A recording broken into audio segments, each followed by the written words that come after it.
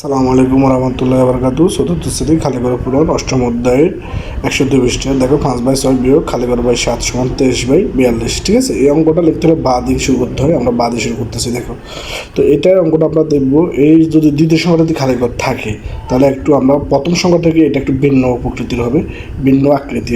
এটা প্রথম সংখ্যাটা যে আমরা করছি, প্রথম সংখ্যা খালিগড় ছিল তাই আমাদের ভিন্ন ছিল। এই দ্বিতীয় সংখ্যাটি খালিগড় হলে কিন্তু আরেকটা ভিন্ন আকার করতে হবে।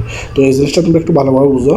যদি যখন দ্বিতীয় সংখ্যাটি সাধারণ মানুষের খালিগড় হবে দ্বিতীয় সংখ্যা, তখন একটু ভিন্ন হবে। কেননা তখন আমরা তো প্রথম সংখ্যা খালিগড় হলে ডান পাশ থেকে বাম পাশে নিছি, আর এখন দ্বিতীয় সংখ্যাটা খালিগড় হলে আমরা কি বাম পাশেরটা ডান পাশে আনবো আগে দিয়ে, তারপর ডান পাশেরটা বাম পাশে নিব।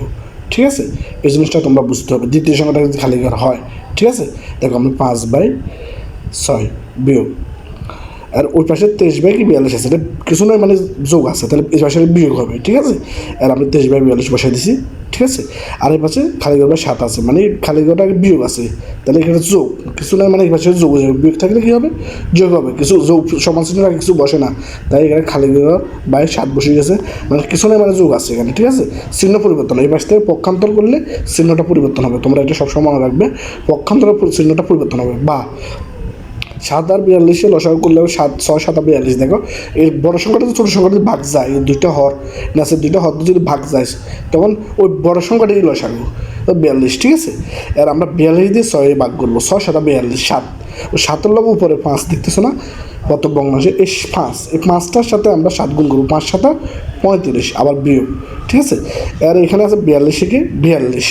ঠিক আছে, একের সাথে উপরে দ্বিতীয় কত আছে, দ্বিতীয় দেখো 23 আছে, 23 23 সমান সমান খালিগড় বাই 7 আবার সেম বসে ফেলছে। ঠিক আছে, বা এর আমরা এই বিয়োগ করবো, 5 থেকে 3 গেলে 2। দেখো প্রথম 42 বসে ফেলছি, হরে 2, আবার 3 থেকে 2 গেলে 1। ঠিক আছে, সমান সমান আবার খালিগড় বাই 7।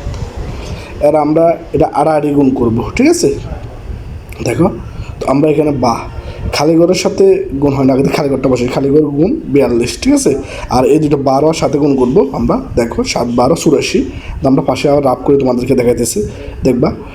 দেখো আমি 12 7 7 2 14 4 8 1 7 1 7 7 1 8। ঠিক আছে, এটা তোমাদের বোঝার জন্য করা হয়েছে। আর খালিগড় গুণ আমার সমান সমান আমার 84 দিয়ে, আর 42 সেখানে গুণ আছে, এবার সেটা ভাগ আসবে। ঠিক আছে, চিহ্ন পরিবর্তন হবে, তাহলে 42 ভাগ 42, আর 42 দিয়ে 42 দিয়ে গুণা 84 বা খালিগড় 2 সমান সমান কত হবে? 2 হবে। 84 ভাগ 42 দিয়ে গেলে 2 হয়। ঠিক আছে, এর আমরা সুতরাং বা 5/6 বিয়োগ 5/6 লিখছি। ঠিক আছে, অতএব 5/6 বিয়োগ খালিগড়ে যাওয়া কী হবে? 2 বসবে। ঠিক আছে, 2 তাহলে আছে 7 বসে সমান সমান 23/42। ঠিক আছে, উত্তর 5/6 বিয়োগ খালিগড় মানে খালিগড়ের 2 7 সমান সমান 23/42।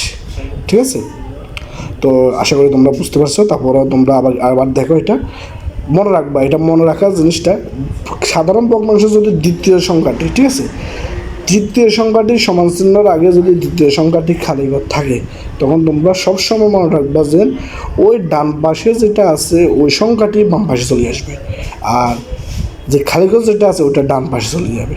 ঠিক আছে, এটা মনে রাখতে হবে তোমাদের। তো সবাই আশা করি বুঝতে পারছো।